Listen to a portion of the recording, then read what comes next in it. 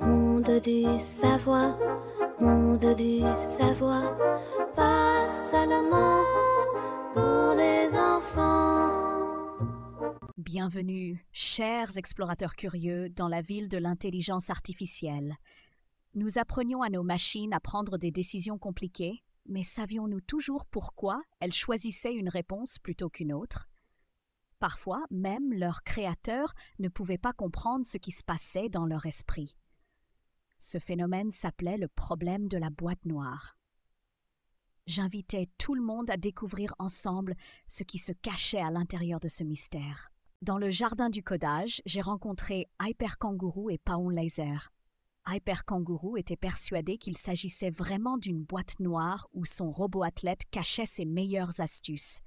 Il racontait que parfois, le robot faisait un saut incroyable et quand on lui demandait comment il avait fait, il montrait seulement sa boîte de pièces de rechange.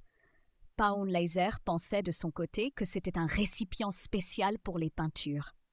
Il croyait que son robot peintre y mélangeait les couleurs de façon secrète et le résultat était toujours une surprise, car le robot ne révélait jamais quelle couleur il avait utilisée. J'expliquais que le problème de la boîte noire ne concernait pas les objets physiques, mais le fait que parfois, nous ne pouvions pas comprendre le raisonnement de l'intelligence artificielle. Dans la cabane des signaux, j'ai rencontré Robochien et Pico-Souris.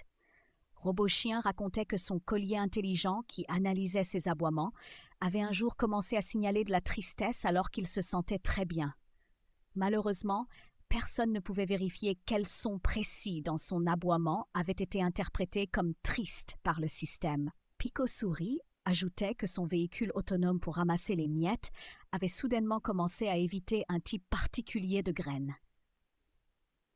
Le véhicule fonctionnait bien, mais il ne pouvait pas expliquer pourquoi il considérait ces graines comme un obstacle.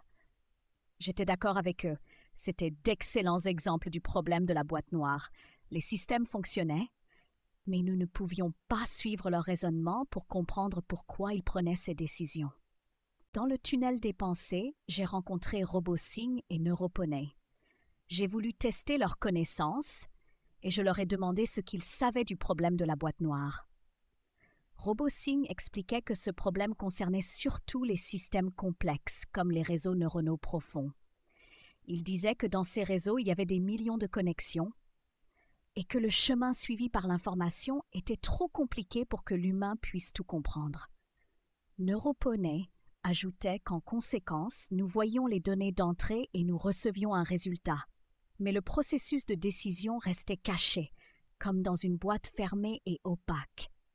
Je les félicitais pour leur connaissance et je résumais que le problème de la boîte noire était l'impossibilité de voir comment fonctionne l'algorithme à l'intérieur. Chers chercheurs, aujourd'hui nous nous sommes confrontés au problème de la boîte noire dans l'intelligence artificielle. Nous avons compris que parfois, même si les machines nous donnent de bonnes réponses, nous ne savons pas toujours comment elles y sont arrivées. C'est pourquoi il est si important de créer des systèmes capables d'expliquer leurs décisions afin que nous puissions leur faire pleinement confiance.